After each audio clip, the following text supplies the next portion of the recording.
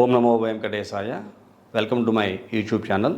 నా పేరు తనేష్ నరసింహ. నా ఫోన్ నెంబర్ వచ్చి 8712190468. ఈనాటి కార్యక్రమంలో ఈ 2024 మే 1వ తారీఖున గురుడు మేషరాశి నుంచి వృషభ రాశిలోకి మారి సంచారం చేస్తున్నాడు. ఈ గురుడు వృషభ రాశిలోకి సువర్ణమూర్తిగా ప్రవేశించి సంచారం చేస్తున్నాడు. మీనరాశికి ద్వితీయ క్షేత్రము మేషరాశిని వదిలిపెట్టి తృతీయ క్షేత్రంగా చెప్పినటువంటి వృషభ రాశిలోకి మారుతున్నాడు. ఈ వృషభ రాశిలోకి మారేటువంటి గురుడు వల్ల మీనరాశి వారికి సువర్ణమూర్తిగా సంచారం చేసేటువంటి గురుడు ద్వారా ఎటువంటి ఫలితాలు పొందబోతున్నారు అనే పరిశీలన కనుక చేస్తే, ఈ వృషభ రాశిలోకి ప్రవేశించిన గురుడు వల్ల మీనరాశి వారి జీవితంలో ఎన్నో రకాల సవాళ్ళని ఎదుర్కోవాల్సిన పరిస్థితి గోచరిస్తూ ఉంటుంది. ప్రతినిత్యం కూడా ఏదో ఒక సవాలు, అంటే చాలా స్పోర్టివ్గా ఉండాలి, యాక్టివ్గా ఉండాలి. అలాగే కొన్ని రకాల అడ్డంకుల కారణంగా వ్యాపార వ్యవహారాలు అంతంత మాత్రంగా ఉండే అవకాశం కనపడుతోంది. అంటే ఏదో ఒక తెలియని సమస్య మమ్మల్ని పట్టి వేధించే అవకాశాలు లేకపోలేదు. మీనరాశికి ఏలినాటి శని ప్రారంభమైంది, ఏలినాటి శని నడుస్తోంది. కుంభంలో శని ఉన్నాడు, జన్మంలో రాహు ఉన్నాడు. గురుడు కూడా సువర్ణమూర్తిగా 3వ ఇంట ప్రవేశించి వృషభరాశి సంచారం చేస్తూ ఉన్న అడ్డంకులు, సమస్యలు, ఇబ్బందులే ఈ మీనరాశి వారికి ఎక్కువగా కలగబోతున్నాయి అని చెప్పక తప్పని పరిస్థితి. ఏది ఏమైనా జాగ్రత్తగా ఉండాలి. ఆర్థిక పరంగా ఎంతో కొంత ధన నష్టం జరిగే అవకాశం ఉన్న కారణంగా మీకు ఈ సమయం మరీ అంత అనుకూలం కాదు అని చెప్పుకోవాలి. ఈ గురుడు ఈ యొక్క వృషభ రాశిలో సంచారం చేసే సమయం కాబట్టి ఆర్థికంగా ఎటువంటి నష్టము కలగకుండా జాగ్రత్తలు కూడా పాటించాలి. ఉద్యోగస్తులకి పై అధికారులతోనూ, అలాగే ప్రైవేట్ రంగ సంస్థల ఉద్యోగస్తులకి వారి యజమానుల నుండి అనేక రకాల సమస్యలు అధిగమించవలసిన పరిస్థితులు గోచరిస్తూ ఉన్నాయి. అంటే గ్రహస్థితి అదే రకంగా ఉన్న కారణం చేత ఇలా చెప్పాల్సి వస్తుంది. కాబట్టి జాగ్రత్తగా ఉండాలి. ఉద్యోగస్తులైనా, ప్రైవేట్ రంగమైనా, గవర్నమెంట్ ఉద్యోగస్తులైనా, హైర్ అఫీషియల్స్ వల్ల, యజమానుల వల్ల ఎటు సమస్యలు రాకుండా మీరు జాగ్రత్తగా ఉండడమే బెటరు. అలాగే తృతీయ స్థానానికి కారకులైన తోబుట్టువులు మరియు స్నేహితులతో సత్సంబంధాలను కృషి చేసి స్థిరపరచుకోవలసి వస్తుంది 3వ ఇంట. ఎందుకంటే ఈ గురుడికి మిత్రక్షేత్రమే, గురుడికి ఏది శత్రుక్షేత్రం అయితే ఉండదు. కానీ శుక్రుడికి ఈ గురుని యొక్క రాక కొంచెం ఇబ్బందికరంగా ఉంటుంది. అందులోకి 3వ స్థానం తృతీయ క్షేత్రాధిపత్యం వచ్చిన కారణం చేత ఇక్కడ సువర్ణమూర్తిగా ప్రవేశించిన ఇక్కడ అన్నదమ్ములు, అక్కచెల్లెళ్ళతోటి రిలేషన్స్ కాపాడుకునే ప్రయత్నం చేయాలి. వాళ్ళతో ఎప్పుడు ఎక్కడా కూడా అగ్రెసివ్గా బిహేవ్ చేయకుండా ఉంటే బెటరు అనేటువంటి పరిస్థితి గోచరిస్తూ ఉన్నది. ఆరోగ్య విషయాలలో మాత్రం చాలా కేర్ఫుల్గా ఉండాలి. ఆధ్యాత్మిక పరమైన విషయాలలో మీ వంతు సహాయాన్ని అందిస్తారు. హెల్త్ విషయంలో చాలా కేర్ఫుల్గా ఉంటే చాలా మంచిది. దాన ధర్మాలు చేసేటటువంటి అవకాశం మీకు వస్తుంది. ఆధ్యాత్మిక విషయమైన దూర ప్రాంతాలకు కూడా వెళ్ళి యాత్రలు చేసే అవకాశం కనబడుతోంది. ఏదైనా తీర్థయాత్రలకు వెళదాము, దూర ప్రాంతాల్లో ఉండేటువంటి గుళ్ళు గోపురాలు చూసి వద్దాము అనేటువంటి ప్రయత్నం చేస్తారు. అవి సక్సెస్ఫుల్గా ముందుకెళ్ళే అవకాశం కనపడుతోంది అని చెప్పుకోవచ్చు.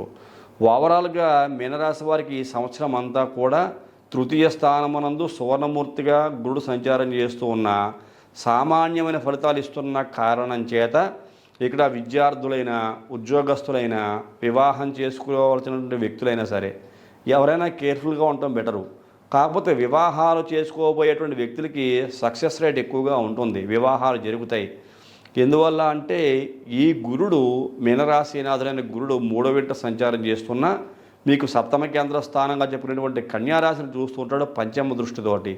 సువర్ణమూర్తిగా ప్రవేశించిన గురుడు ఈ యొక్క పంచమ దృష్టితోటి కన్యారాశిని చూస్తున్న కారణం చేత ఈ మీనరాశికి సప్తమ కేంద్రాధిపత్య స్థానం అయిన కారణం చేత ఈ గురుడు యొక్క శుభదృష్టి కూడా ఉన్న కారణం చేత వివాహాలు జరుగుతాయి.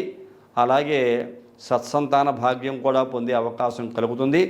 వివాహం కాని స్త్రీ పురుషులు ప్రయత్నాలు చేస్తే ఖచ్చితంగా వివాహాలు జరిగే అవకాశమే ఉంది అని చెప్పుకోవచ్చు. ఇంకా అనేక రకాల భోగభాగ్యాలు, లాభస్థానాన్ని కూడా చూస్తున్నాడు. ఈ యొక్క మకర రాశి నీచ స్థానాన్ని ఈ గురుడు సువర్ణమూర్తిగా తృతీయ స్థానముందు వృషభ రాశిలో ప్రవేశించి ఇక్కడ మీకు మీనరాశికి లాభస్థానమైన గురుడికి నీచ స్థానమైన కారణం చేత మీకు రావలసిన బాకీలు కానీ, రావలసిన లాభాలు కానీ పరిపూర్ణంగా పొందలేరు. ఎక్కడైనా మీరు కష్టపడ్డారు, ఒక 1000 రూపాయలు రావాలి అనుకుంటే మీకు అందులో ఎంతో కొంత తగ్గుతుంది. ఒక 300, 200 ఖచ్చితంగా తగ్గి 600, 700, 800 చేతికి అందుతాయి. ఎంతో కొంత అడ్జస్ట్ అవ్వక తప్పదు. తర్వాత అగ్రెసివ్గా కూడా బిహేవ్ చేయకూడదు, ఆ డబ్బులు చేతికి అందలేదు అని. ఎందువల్లంటే దైవం అనుకూలంగా లేకపోతే సమస్యలు అనేవి ఖచ్చితంగా ఏ వ్యక్తి అయినా ఫేస్ చేయాలి, తప్పదు. దైవబలం అనుకూలంగా ఉన్న ప్రతి ఒక్క వ్యక్తి భవిష్యత్తు బాగుంటుంది.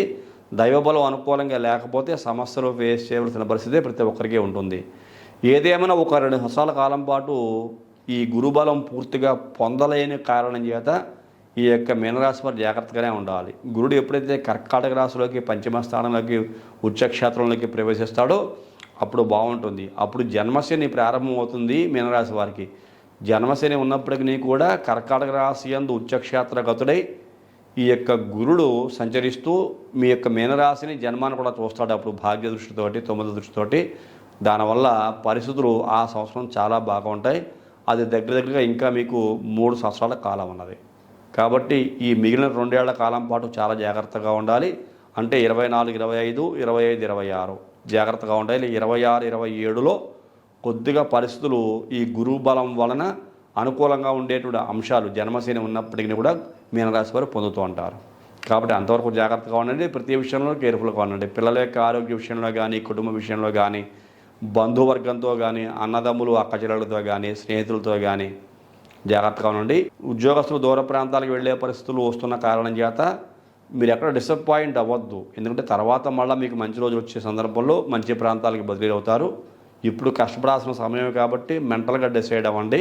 నేను కొద్దిగా హార్డ్ వర్క్ చేయాలి, నేను హార్డ్ వర్క్ చేస్తే ఏదైనా సాధించగలను, అలాగే దైవబలం కూడా నాకు తోడుగా ఉండాలి అని చెప్పేసి భగవంతుని యొక్క ఆరాధన చేయటం వల్ల ఈ సమస్యలకి చెక్ పెట్టి మంచి భవిష్యత్తును పొందేటువంటి అవకాశము ఈ మీనరాశి వారికి ఉంటుంది సుమని చెప్పని ఈ సందర్భంగా మీకు మరి తెలియజేస్తున్నాను.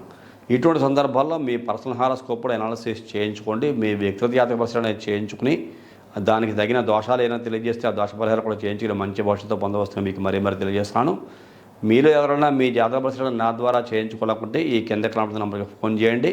దానికి తగిన వివరాలు కూడా పంపించండి. తగిన రుసుము కూడా చెల్లించే పరిశీలన చేయించుకుని మంచి భవిష్యత్తు పొందవస్తుందిగా మీకు మరొకసారి తెలియజేస్తూ ఈ కార్యక్రమం చూసిన ప్రతి ఒక్కరూ లైక్ చేయండి, షేర్ చేయండి, సబ్స్క్రైబ్ చేయండి. సబ్స్క్రైబ్ చేసిన పక్కన ఉన్నటువంటి బెల్ ఐకాన్ మాత్రం ప్రెస్ చేయడం మర్చిపోకండి. అలా బెల్ ఐకాన్ ప్రెస్ చేయడం వల్ల నేను అప్లోడ్ చేయబోయే ప్రతి ఒక్క వీడియో మీకు ఇంటిమేట్ చేయబడుతుంది. మీరు యూట్యూబ్లోకి వెళ్ళి షేర్ చేయాల్సిన అవసరం లేకుండా. తదుపరి వచ్చే కార్యక్రమంలో మరిన్ని ఆసక్తికర విషయాలు తెలియజేసుకుందాం. అంతవరకు సెలవు. నమస్కారం.